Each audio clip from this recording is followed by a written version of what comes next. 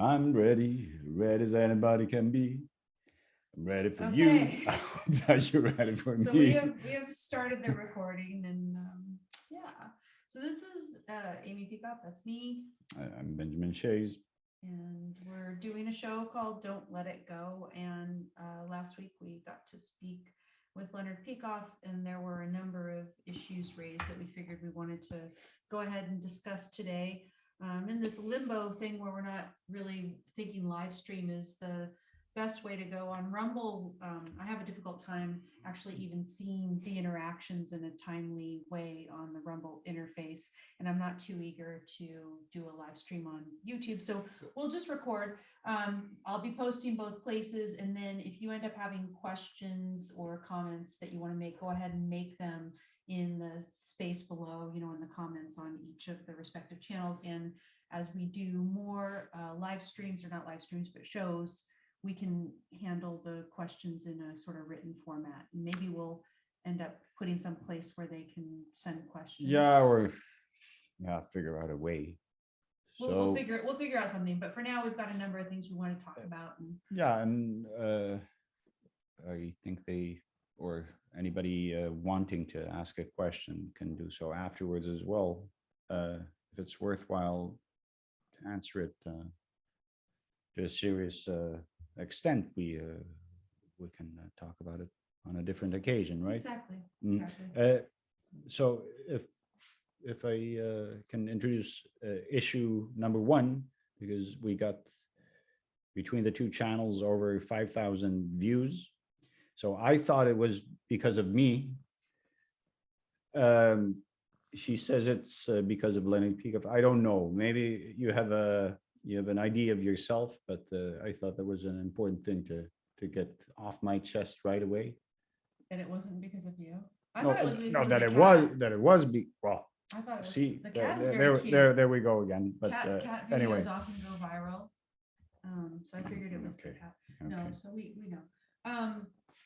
I was going to address one thing that was directly related to the video and that had come up in the comments, I believe on YouTube. I can't remember exactly which of the two places, but someone had expressed concern that they thought that Leonard was giving the truckers a bit of short shrift on the intellectual dimension. And one thing I wanted to say with respect to that is Leonard's older. He is not super tech savvy. He's certainly not connected to the various alternative channels that a lot of us have had to use in order to hear directly from the truckers. Yeah, of course. And to evaluate their capacity to make of course, their own case. That's one of the things we're going to talk about. Sure. And so I think that he's going based on whatever he might have heard one of the representatives of the truckers say in about 2.5 minutes on Tucker, which is always a terrible format for making significant intellectual points. No, but okay. So I had a different thought about this, which is valid, and that would amount to something like this. And I think it's implicit in the way he formulates it. That is, we shouldn't expect of a group of truckers to present a coherent intellectual political platform, et cetera, et cetera. But then, of course, if you do listen to some of the excellent speeches they've held, then you wonder why certain intellectuals haven't made such speeches lately. But so I think that's what he really intended. And he wanted to say too, I think, first of all, it's not necessarily the role of the truckers who go in and do this to also make the full intellectual case. No, that's not the function of the protest. But the other thing is that I think he was, of course, pointing to vacuum, a default on the part of many intellectuals to provide that full defense. But from my perspective, the things that the truckers are objecting to, that they're asking for, are on the basis of very, very basic rights. So the right to bodily integrity, my body, my choice, right? You don't need a degree in political sciences to understand that. No. And then the right to freedom of expression, to freedom of conscience. Freedom of conscience, lack of censorship, the issue of not having to wear masks everywhere you go when you assemble with your fellow man, the right to assembly, right to travel, the right to pursue a living free of interference from the government when you're not violating anybody else's rights. These are very basic. And also from the Canadians' perspective, they don't necessarily have to provide the full political theory, philosophical theory, intellectual defense for them, because all of those rights are protected by their Charter of Rights in the Constitution. And so they're saying, look, we are just demanding that our constitutional rights be respected. So, yes, I think it's, people who are interested in philosophical and political theory, it would be incumbent upon them to recognize that there are very basic rights that they're asking be respected. Well, as that those are already supposedly protected in the Constitution. As the surviving drafter of the Charter of Rights has done, right? He has sided with them very clearly, and imagine.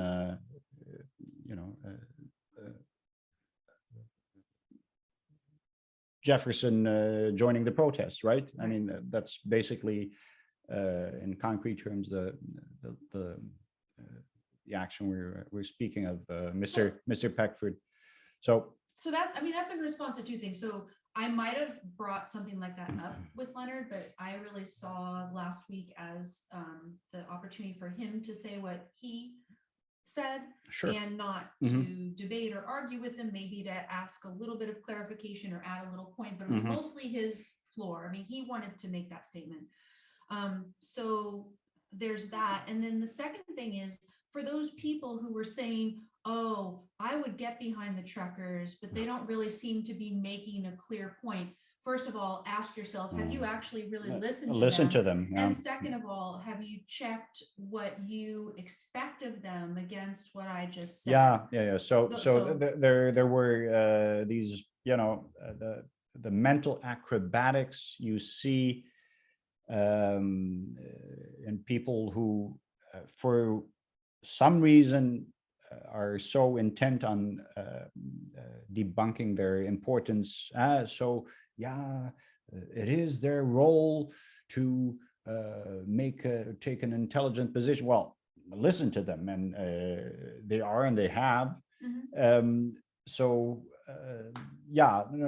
mean, from the standpoint of psychology, if we can shift over in their first certainly, because I'm suspecting here, and this is another point, and it probably leads into yours, which is that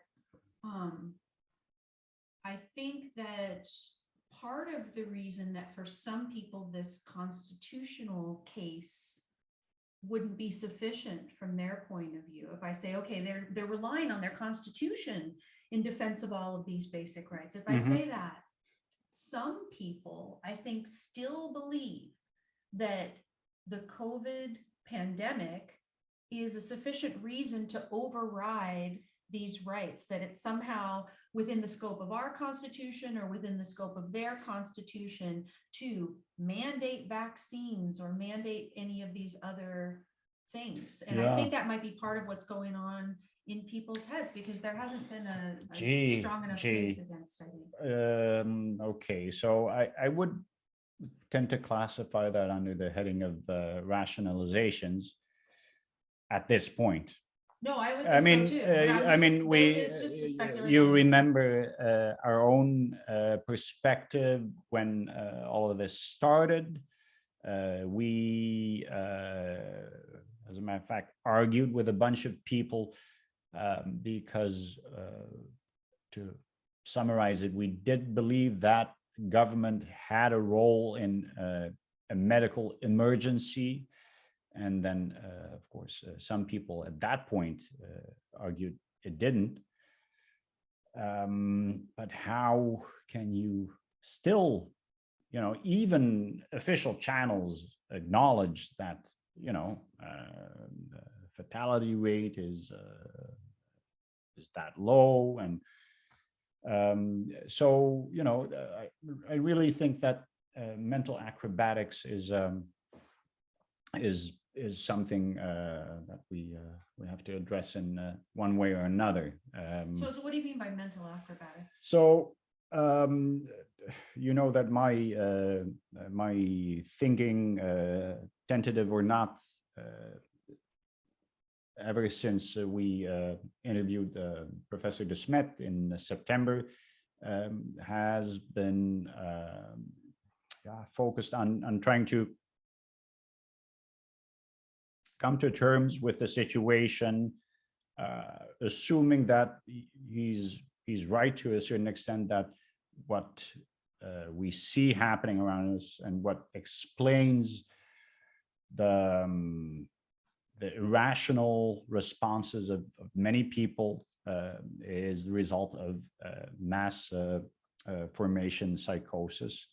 And I like to call it hypnosis more than psychosis. yeah, but I know a lot of people he compares it to hypnosis, and I think that's a useful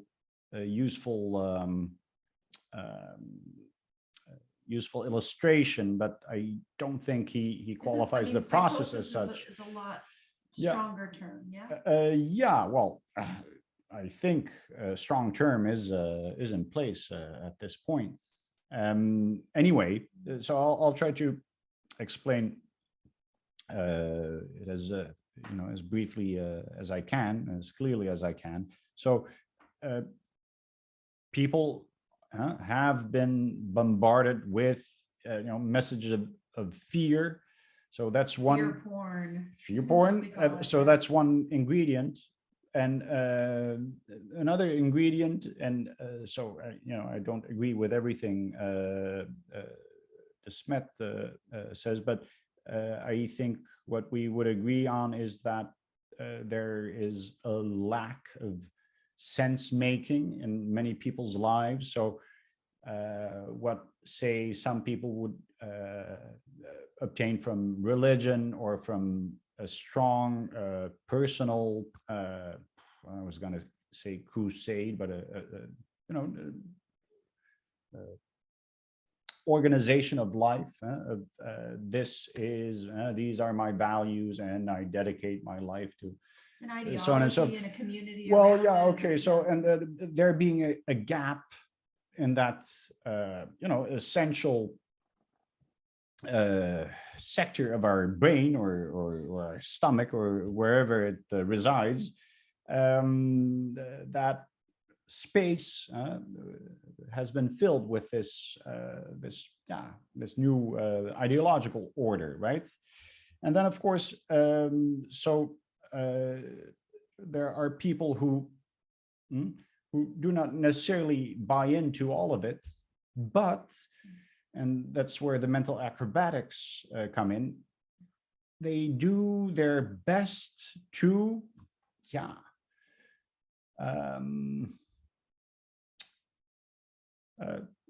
I guess, to not to commit to accepting the series of lies that is being told, and the manipulation. So that brings us to the evil leadership we see everywhere. We can talk about Trudeau or to these horrible provincial governors in Australia, worthless people in Europe.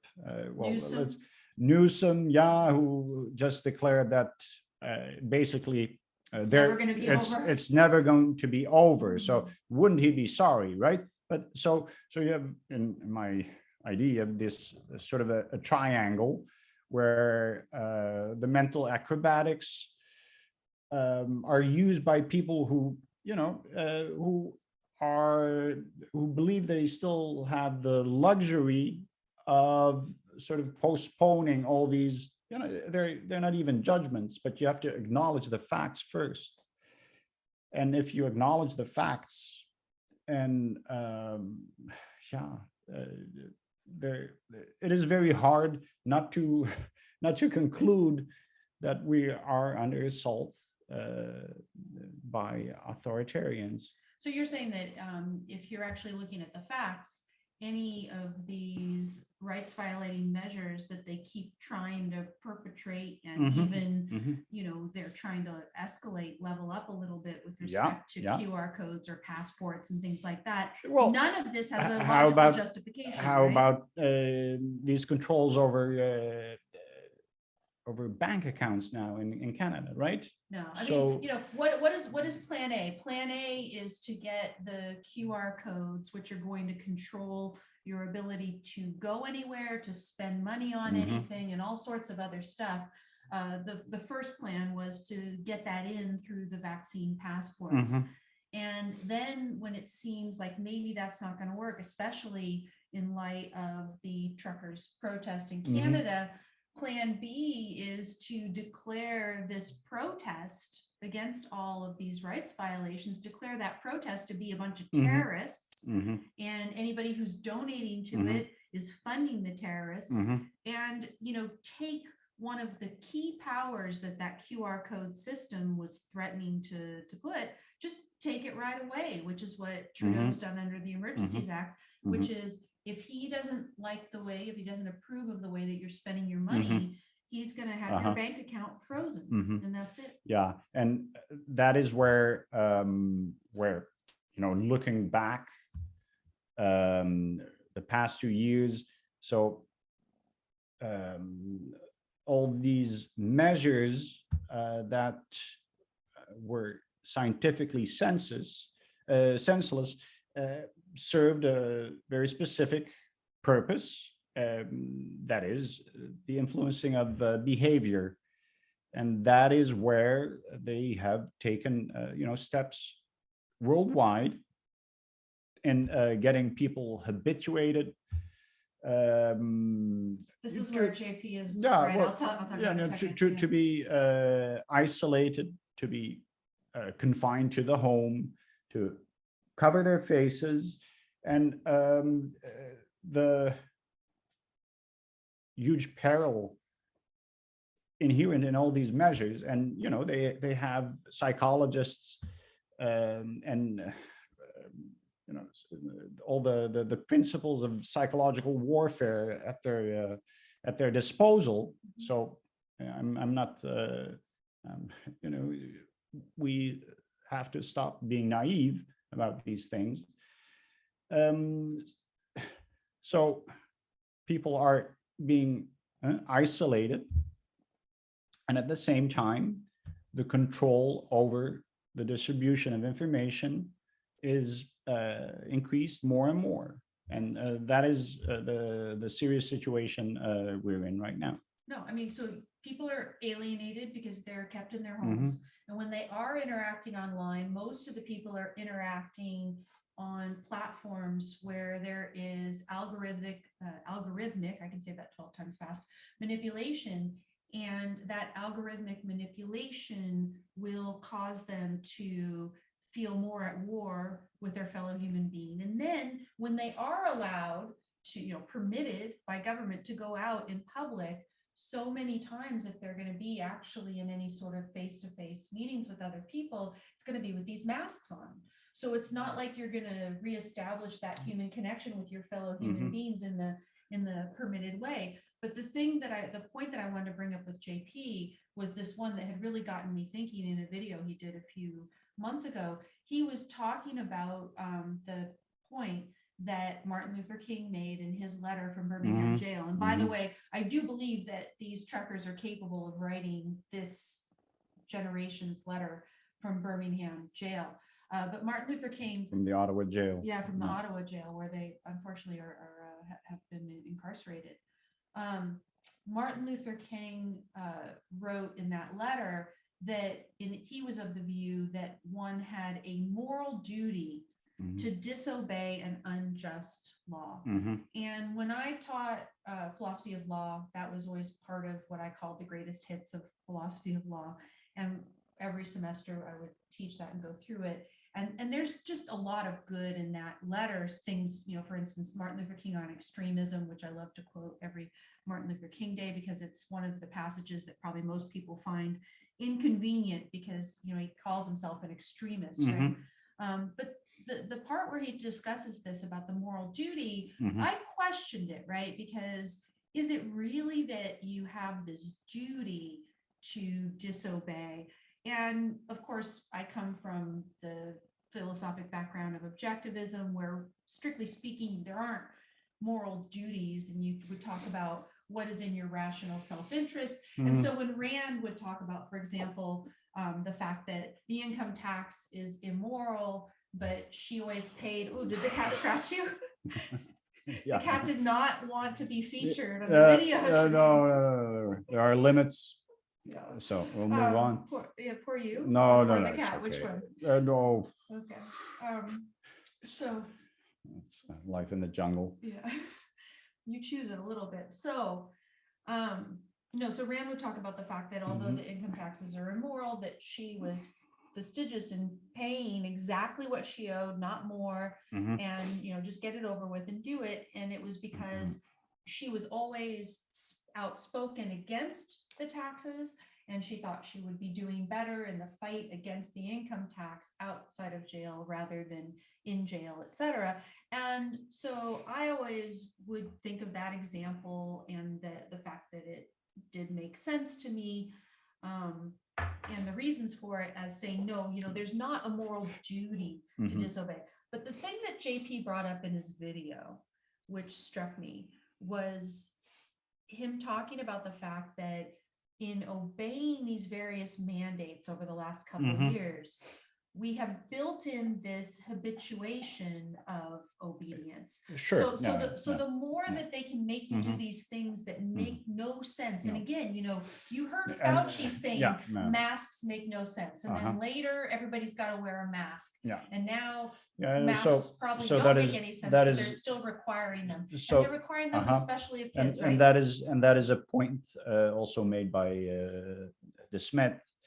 It is in fact, from the standpoint of mass formation, it is not only not required that it is logical, it is even better if it is illogical, because it means that the ritual or the ritualistic observance of these, the new, call them what you want, the new decrees of the new, Your benevolent dictator. whatever is issued right from above, is followed with Faith of some kind, or- exactly. So it's the showing of faith that counts, and not the obtaining of a concrete objective. So yes, and so his point was that you would have a moral duty to disobey an unjust law, so that you did not form within yourself the habit of obedience. And so I would reformulate that in terms of self-interest, that this is an important dimension that you would have to consider. So for example, Rand would say, well, I'm not, forming within myself a habit of obedience because I am so outspoken against the income tax, for example. But if you are not at least being very outspoken against the thing it is that you are physically obeying. So for instance, the truckers, right? They are allowing themselves to be arrested. It's not like they're resisting arrest. But what I've heard at the demonstrations, when I've watched live streams, is that they have been speaking to the police Mhm. and telling them exactly why they think they're wrong while being peaceful and while maybe allowing the police officers to move them around or whatever. Mhm. But they are very outspoken, very clear Yeah. in the moral righteousness of their position. Yeah. So to the extent that they are obeying, like they're not resisting arrest, or, you know, Mhm. they are allowing themselves to be moved around by the police. Mhm. By the way, the police have been brutal in some instances, Yeah, at yeah. least beating people with batons and trampling them with horses. It's disgusting. Yeah. I mean, shame on anybody who's obeying Trudeau's orders at this Yes. point. But in Agreed. any event, you know, you're your best judge of what you're Yeah, doing. And okay. so JP just raises that Yeah, point, you yeah, know, yeah. are Yeah, so- you creating in Mhm. yourself this habit of obedience Sure. to irrational and immoral, Mhm. nonsensical orders from authorities? And if you are, you need to Yeah, either be okay, so- speaking out or resisting. Uh-huh. Otherwise, you're damaging your own psychology and your own Yeah. ability Well- to resist tyranny in the future. Yeah, okay, so Yeah. I'd like to add, well, it's not really nuanced, but a different perspective, because you contrasted your own ID with that of JP's, and so is it your self-interest? So if you look at the classical tradition, and you look at the great Roman intellectuals and writers on Republican values, and part of that is the result of an Aristotelian idea of a person finding his true moral expression through the Republic, because it means that he can express himself fully. And I think that is a perspective that is important, especially where you see that people who, between classical liberals, libertarians, they do believe in freedom. But if you do not work to keep the Republic, it's going to be suppressed more and more by those who have different ideologies, and who will use the vehicles of state and the means of state to suppress freedoms. And so that is, I think, and of course, that perspective is longer term. So you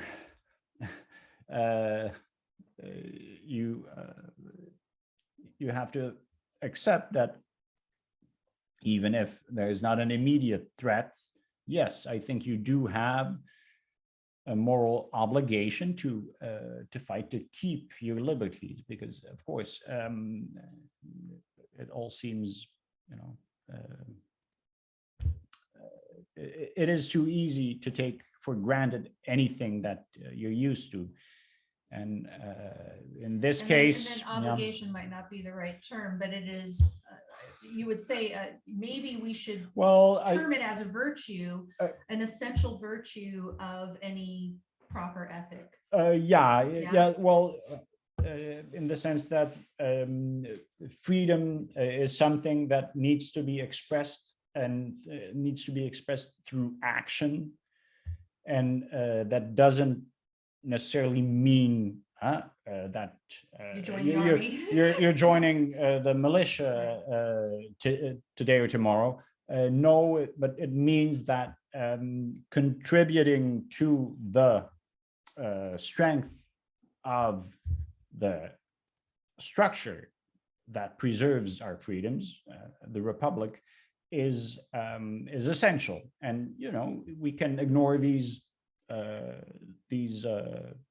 well, I can call them rules, but only at our peril and at our and at great cost. Yeah, and in a republic, not a democracy, because the model yes, rule yes, would be not a no, good thing. no, of course.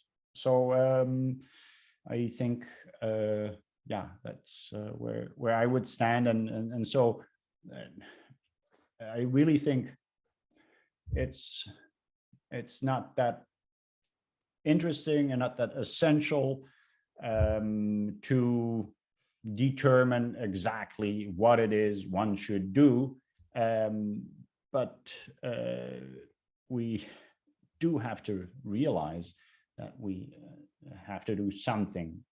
Sure, and I mean, everybody within their own interests Yeah, and yeah, yeah, talents yeah, and yeah. abilities, Yeah, yeah, yeah, and yeah, yeah, you know, yeah. And there's no way, at least today, that you could possibly be on the forefront of every single no, but infringement against your rights and liberties, yeah, right? Anybody caring for freedom should stop taking it for granted. That would be my yeah. Well, why didn't you say so immediately? Yeah. So Shorthand there. so excuse me. You know, I wasted your time, but there you have it. Okay. So Second point you've got? um Did we go into part of the well second already, or not really? Not no, really, no, okay, no, okay, so maybe maybe that's another it does bother me a little bit. I mean, I like them, Heather and Eric, but I do feel that they imitate us here and there. He's talking about the Dark Horse podcast, which we No. just started watching a little more. Yeah. regularly. And so without the jokes, I think it was a week ago that they discussed the new DMD instructions from your own The Department of Homeland Security. So Yeah. remember the Department of Homeland Security, a whole new department created under George W. Bush after 9/11 Mhm. in order to supposedly protect us. And now it's completely out of control. They put a sort of memo, bulletin, I guess what it was, is that what it was called? And so in the bulletin, they announced these threats, supposedly, domestic terrorist threats that would arise out of either misinformation, disinformation, or even something called malinformation. Yeah. So if you want to hear the full rundown, you can. I can give them the gist of those three things. I wanted to move straight to number 3, but go ahead. Well, yeah. No. So disinformation is a situation in which you are spreading something that is false, but you're doing so innocently. So you might not know that it's false at all, but it happens to be false. And of course, they think that if to the extent that you are disseminating it, you might be helping to inspire terrorist activity. Then the second is misinformation. And so that would be where you are knowingly or deliberately sharing something that is false. And I don't know if you have to have the intent to inspire violence or anything by this, but at least you know that it's false when you're sharing it. But and then then there's number 3, the which third is malinformation, right? And so this is listen a carefully. situation in which you are sharing something that is true, but you're sharing it perhaps in the way that you do, the particular context, to whom you're sharing the moment, the day of the audience, week, whatever, all kinds of characteristics of the context of when you share it. It would have the result, even though it's true, of potentially inspiring violence or terrorist activity. Malinformation. So even if you're telling the truth and you do it in a way that the Department of Homeland Security in its infinite wisdom deems that is creating a risk of violence or terrorism, then you might be deemed a terrorist. And so after listening to the podcast and listening to Eric and Heather discuss this, what are you going to say? You're going to say, how am I a terrorist? Let me count the ways. I mean, and they were thinking of all the ways in your life where you could be sharing disinformation, where you could be sharing misinformation. Mhm. Now, I don't think I actually share misinformation deliberately, but they were saying that misinformation, for instance, examples would be certain types of advertising. They asserted that people in courtship are doing misinformation all the time, but you know, present company accepted, of course, in this. But no, point being, I don't think there's actual misinformation on my part, but you know, they say, oh, well, everybody does it sometimes. That's a debate for another day, but certainly malinformation.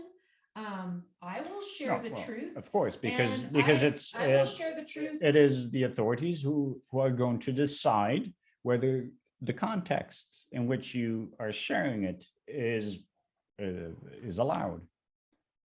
And so this is really, yeah. Yeah, no, I was gonna say that the importance of this, right? This is a bulletin released on February 7th by the Department of Homeland Security. Go ahead and go in Google and it check. or DuckDuckGo it Yeah. or whatever you're using these days. See for yourself, Mhm. read it. I'm gonna actually read one passage that concerned me for you because I took a screenshot of it. Mhm. But the concern is the things that are going on in Canada right now, where they have decided to freeze the bank accounts of people, particularly they're warning Trump supporters who have donated above a certain amount to the truckers that you should be very worried because they're going to Mhm. freeze Mhm. your bank account. This is insane. But if you think it can't happen here in the United States, that somehow Oh. we're immune Mhm. from this tyranny that is, you know, asserting itself up in Canada, Think again. Yeah, Yeah. think again. So let me read to you again. This is from the bulletin on the Department of Homeland Security website, published February 7th. It says DHS is working with public and private sector partners, as well as foreign counterparts, to identify and evaluate MDM. And MDM again is misinformation, disinformation, and malinformation. It's malinformation. funny because, you know, Leonard has the DIM hypothesis, Yeah, and then this you have is- MDM, all these acronyms, but whatever. They say, including false or misleading narratives and conspiracy theories spread on social media and other online platforms Mhm. that endorse or could inspire violence. Uh-huh. Okay. And so then they're working with these partners, and it says Mhm. then it says that they work, the DHS's Cybersecurity and Infrastructure Security Agency, CISA, works with public and private sector partners. Wonder what these parties could be, right? No ID. No idea. No Surely ID. couldn't be Facebook, who's, you know, this high in, right? Because of the Do you- consent orders. Do and you stuff. really think Google is in on this? Including US critical infrastructure owners and operators. Yeah. So To mitigate risk against our cyber and physical infrastructure and increase nationwide cybersecurity resilience. resilience. So you will be shut down, cut off, if Mhm. and when Yeah. the DHS thinks that something that you are spreading online, which could include something that's true, True, but they but find inconvenient, but the context is inconvenient. that it Yeah. could, if it Mhm. could inspire Yeah. violence. Yeah. Because it's one thing to point out that your rights are being violated, but if you were to expose the facts, that of course might inspire people to fight back, and we don't want that. Or for example, I mean, let's take a you know, fairly germane example. I think that the current stat that is being thrown around with respect to side effects due to the vaccines, that what's your risk of like a myocarditis, a pericarditis in certain age groups at least, isn't it 1 in 2,500 has been thrown around? For myocarditis, yeah, well, that depending on your age bracket. Yeah. So your sex and your age bracket. Go research Yeah. for yourself. It's hard to get reliable news, but suppose No, that's true. Go Suppose check out that's true. Jessica Rose. I think it's Unforgivable Jessica on Substack, because she has done intensive work on the VAERS data, and she has analyzed it all. She has downloaded everything because she's thorough, and then it turned out that the official data change every week. Yeah. So So, let's just, suppose whatever number it is, it could be one Yeah. in 2,500, it could be one in 6,000, it could be one in 10,000. Mhm. I've heard different numbers thrown Mhm. around. But suppose whatever number that I give you, it's true. Suppose I give you a true number.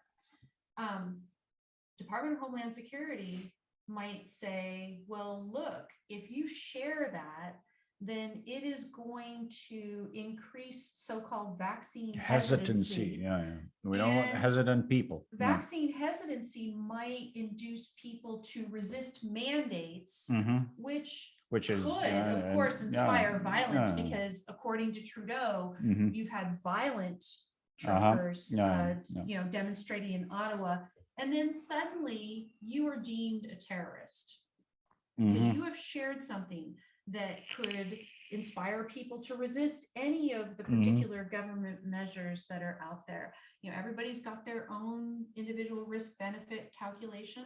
Perhaps for you personally, if the risk is 1 in 2,500 or 1 in 10,000 or 6,000, whatever it is, that won't deter you from getting the vaccination because you believe you're at a great risk of illness from COVID. Sure. But there's a lot of people who say, I should be able to decide for myself. That is an unacceptably high risk. I'm not going to obey the mandates, right? But how about this? Because, of course, the formulations are so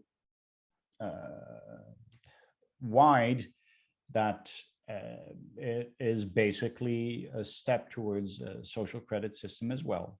Because, and we know already that this happens, holding one opinion, they will say, and that's where big data analysis, of course, will be in a public-private partnership, will be used to formulate, so people who share this information about vaccines, they are more likely to hold opinion B, C, and D as well.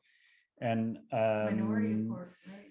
well, yeah, no, but that is, of course, where a lot of, it's not that it's useless discussion, but it's really a foregone debate already, and as far as practice goes, because if you realize that this is what the competent authorities are declaring they are doing, and those private partners are doing their part already, they basically need very little, or they don't need other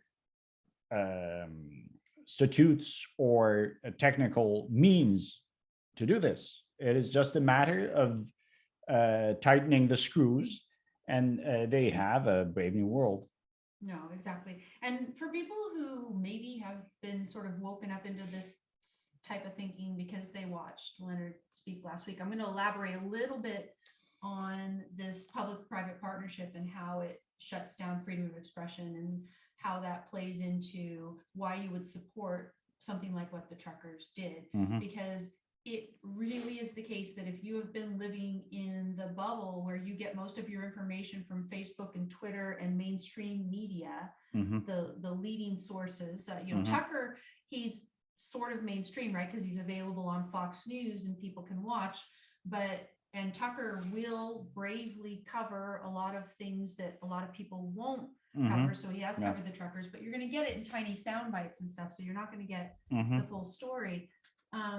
If you have been limited by those channels, then you are really getting censored information these days. It's just you're getting selected information. Information that only the authorities, including government authorities, approve of you seeing, with some exceptions. But there's no reliable way to actually get truth from those sources because it's heavily filtered, heavily controlled. So in that sort of climate, and in a climate where your rights are being violated, and you want to try to wake people up to the fact that basic rights are being violated of your fellow citizens, that there's literally an apartheid, there's a two-tier society being implemented out there. Try to be an unvaccinated person and go and have a meal at a restaurant in certain cities. You cannot. Yeah. You know, you say these people are not this era's Rosa Parks, but yeah, they are, because, you know, they are actually out there saying, no, we have a right to go to a restaurant like anybody else. There, we've got something out there that, as far as we know right now, is nothing worse than a bad flu for most people. And maybe it's even less than that for most people. And they're going to keep people out of restaurants for this, simply because they haven't been able to show their card signifying their obedience to government mandates. Right? Well, in this particular case, of course, knowing that the vaccinated are just as likely to transmit Omicron, and just as likely to develop any type of pathology, for that matter. So it's one thing if you would require a test, right? Then you would have some sort of an objective standard, even if exaggerated. But in this case, you're saying, no, it's not about transmission. It's simply that the vaccinated are, the good compliant people, and they can transmit whatever they want, as much as they want. And it is the unvaccinated that are, second-rate citizens, or not even citizens. Who was it that said that? It may have been Trudette, too, right? So they're unacceptable space taker-uppers. Space taker-uppers. Yeah. So of course, we were talking about what is your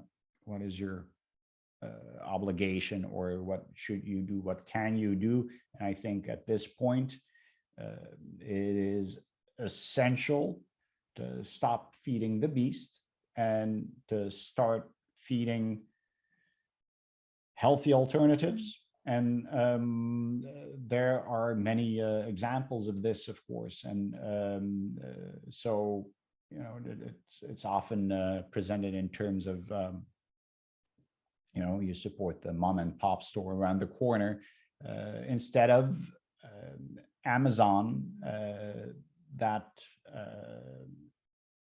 profits from lockdowns, and then deplatformed Parler, and then also works to censor any voices criticizing those measures that enrich them.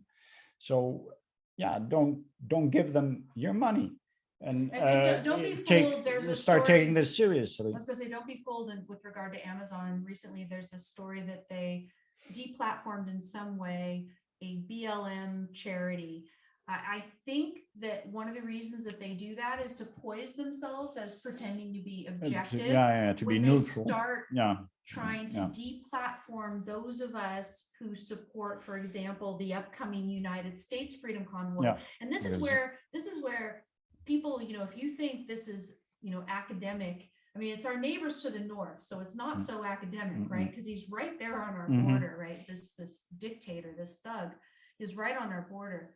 And he's threatening Americans, right? He is threatening Americans as well. I don't know where he gets off threatening Americans who have donated to this, but somehow he thinks he has the power to do that. Yeah, he thinks he can get away with it. So, if that isn't enough, there's going to be a United States convoy, and you have to decide whether you support what they're doing or not. And again, if you think, oh, well, the situation is so much better here, and we don't, face any risk, and we have freedom of expression in a way that they don't apparently in Canada. Maybe you're surprised to learn that they don't, but no, it is the same here. And the DHS memo that I was just reading to you from shows you that it can turn on a dime in a way that, again, in Canada, did they think that this was going to happen? And I don't think so.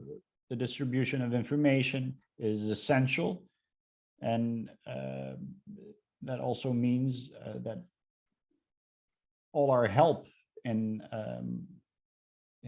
supporting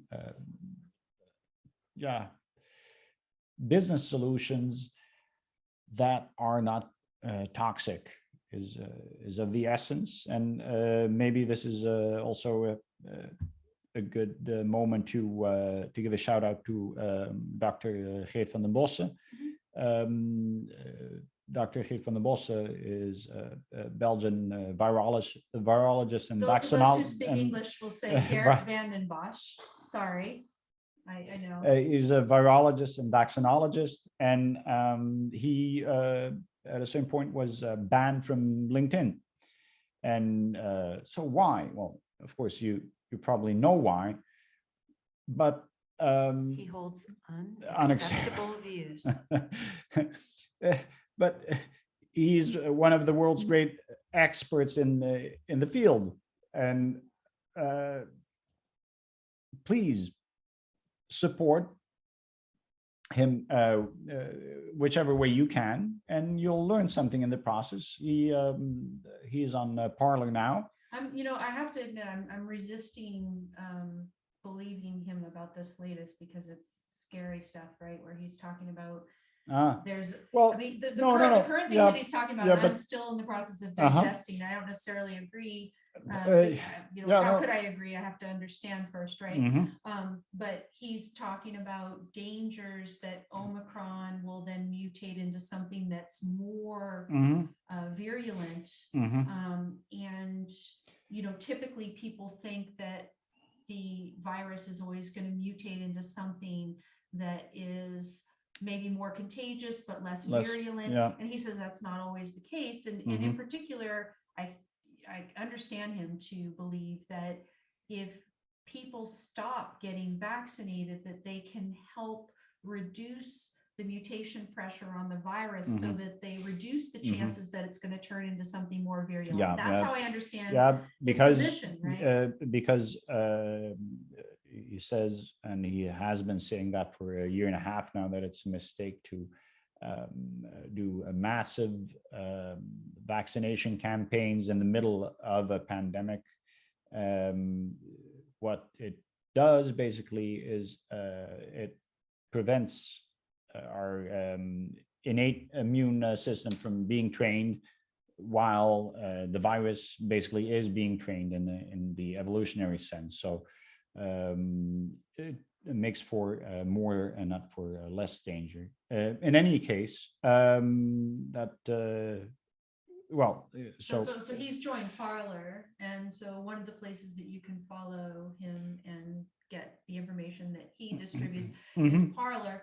I think he's also on Twitter, but Parler is a more reliable place to follow people and actually get the posts from the people you follow, because if you've been on Twitter, you might know that there's various sorts of promotion and demotion that are done there according to whether probably you are an MDM spreader.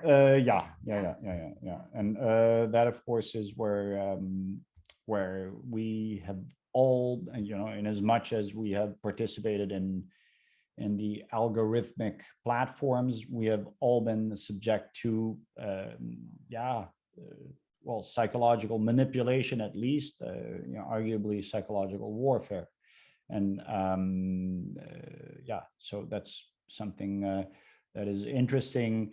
The addictive aspects of these algorithms, of course, have also been used against us. And I'm no longer on Facebook and was banned from LinkedIn.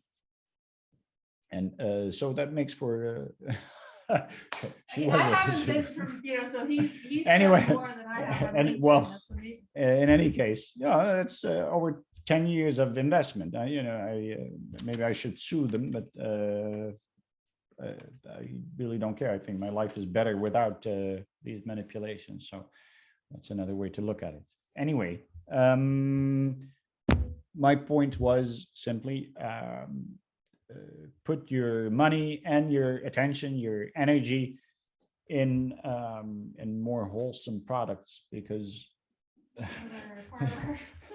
because Yeah. we should stop feeding a monster that is going to crush us. Yeah, and for those of you who aren't very familiar with Parler and you think, oh, isn't it just that Trump network? First of all, Trump is about to open his own network called Truth Social. We are not Truth Social, we are Parler. Parler now has CEO George Farmer, who has described our network repeatedly as libertarian. You can watch and go out there and Google him and look to see what he said on behalf of the network. But we are nonpartisan.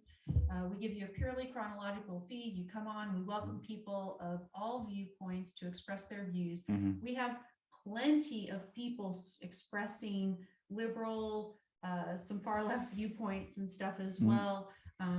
People are starting to see that they find it worthwhile to come on Parler and argue against the more either conservative or classical liberal viewpoints that are being expressed there. And if you follow on Parler an account called Parler Discover, you will get a lot of non-political material, because so many of us want to escape from all of these things. Sure. Although, I mean, right now it seems that because it's a crucial point in time where I think people do need to stand up and express themselves and be heard. Yeah, so that we can avoid and make further incursions. You might say, oh, well, I'm going to express myself in the next election. We need to do enough to make sure that the next election can happen in a free and fair way. Right? I mean, I think that's at stake. Yes, and a requirement of them being fair is, of course, that people can choose from a variety of information, and that is why it is essential we keep those channels open. And I keep in mind, Telegram removed how many channels at the behest of the German government? I heard 60 60 or something. Yeah. So we have not at Parler removed anything on at behest of government in terms of what information is being shared, nor will we. So that's at least one thing that we have. I know that the Telegram format is very convenient for organizing certain things and stuff like that. So it is unfortunate that they have caved to governments in that regard. I cannot believe that all 60 or 70 were contemplating illegal action.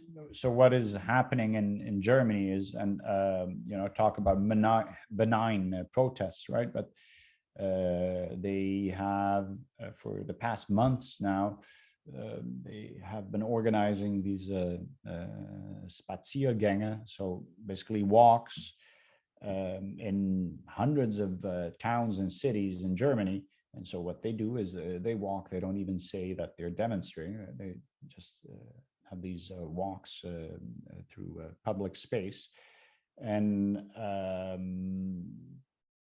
police here and there is repressing them too. Just for walking together. Well, but of course, they come up with rules to, and it's basically harassment, and that's what you've seen in Ottawa too. So first they start, they start standing there, right? They to start, intimidate and so of course they will get the excuse, the pretext they're looking for at some point. In any case, so these walks in Germany are part of their collective memory, as much as when they were organized in East Germany, they led to the fall of the Berlin Wall eventually. And so that is an association that they certainly do not wish to ignore the authorities. That is, I'm on a Telegram channel with where they post their images, their videos, and it's impressive. And so that's also, I think, the the consequent result of getting information from multiple sources, because, and that is of course when we are being isolated, or when people are isolated, they will tend to believe that they are alone, and that Exactly. they're more alone than they actually are. And if they cannot find anybody expressing similar opinions, they will be confirmed in that impression. And that, of course, once you realize that a worldwide movement is going on, from Australia to New Zealand to Italy to France, Spain, the Netherlands, UK, Germany, the US, Canada, and so on and so forth, you realize that it could seriously change your perspective. And there you go. There you have malinformation, because it is true. But there are perhaps certain authorities that do not want you to know that. Exactly.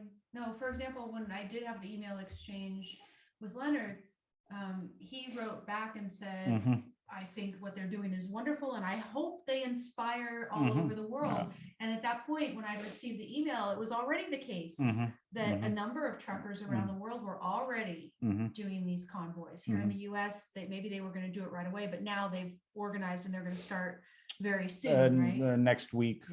Yeah. So he didn't know. He didn't know.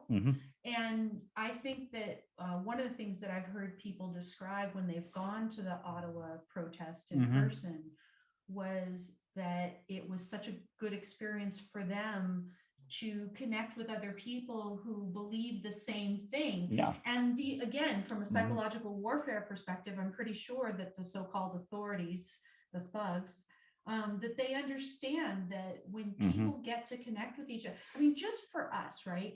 How wonderful was it to be at Austin city limits? And it wasn't political. It was just people enjoying a music festival outdoors in the sun, no masks. It's as if it was, nothing had ever happened like the last year and a half. Of course. Just that experience was just so it's a feeling reinforcing. it's until I got the ragweed empowering. allergy after. Well, I'm going to an allergist on Monday to see what in the world is with me in Austin, but but no, that experience was so great. And so if you can imagine, that's this non-political experience, and then if you translate it into finding these people who are like-minded about these issues that are acutely affecting your life and your values and your liberties, and you're connecting with them, and you're doing it in this, from what I understand, it was a carnival-like atmosphere with the bouncy houses and the music and food and helping the homeless. And these people were, I mean, they're just amazing. It's cold out there and they're just having a party for hours and hours and hours. For weeks. For weeks. And it's wonderful. So the power of that cannot be overestimated. Excuse me. The power of that cannot be overestimated. It can easily be underestimated. And it is one of the things that the mask mandates in particular have achieved, in the sense of cutting off the ability to have any connection with your fellow human being, even when you're out there, right, face to face with them. So, these things are being thrown off all over the world. The authoritarians are reluctant to let go. I'll give you one example that I just saw this morning that was horrific to me. If you've been following the news in Virginia, they have a new governor who got rid of all the mask mandates for the kids in schools. And the thing I wanted to say earlier about the kids, right? It's interesting because in some jurisdictions, apparently, they've allowed the parents to go without masks, and then the kids are still having masks in school. And I do wonder if part of it is that if they feel like if they let the kids take the masks off too soon, then it's not going to be drilled into them, that kind of obedience and alienation from their, but I don't know. It's the unions, I think, that play a terrible role in this, because they're filled with communists. So they have this feeling for that type of the gray masses, Right. But so in any event, conformity. the governor has required that the school districts drop these Yeah. mandates. Yeah. And Finally. A woman I know whose kids go to a school district in Virginia, she still had to go online and fill out a form to say that she didn't want her kids to wear masks. And so think about that, right? Again, from a psychological warfare perspective, think about the fact you have to go through these bureaucratic steps. You invert the onus. And I didn't get to see, I only got to see a screenshot of the final thing, that you filled out your dumb form or whatever it was. But you can imagine at every step it was, are you sure that you want your kid to spread germs to the immunocompromised kid sitting next to them? Shame on you, you heartless human being, right? I have no idea what all those intermediate steps said, but she had to fill out an online form in order to get that. Now, if you're in a jurisdiction where that's not going on, be thankful. But know that in United States, some places they're not even allowing that. And then here, like I said, in Virginia, even though the governor said no more, the school district is just tweaking. It's not a mandate. You just have to fill out this form, right? Little creeping steps of totalitarianism that they don't want to give up. And we really have to be vigilant about it. Act. And so, show That's your what we're doing face, here. show your face, smile. No, seriously. Even a smile can be empowering. So. Definitely. Okay. So I think that's all we've got for today. If you want to donate to support this show, there's a couple ways that you can do it. You can join Don't Let It Go on Locals. That's one. And then there's also a Patreon that I have under Don't Let It Go as well. You can find those two ways. Otherwise, if you have questions or comments, leave them below and we'll try to take them up in a future session. So thanks everybody. Enjoy the rest of your weekend. Bye-bye. I want to stop the recording, I guess, first.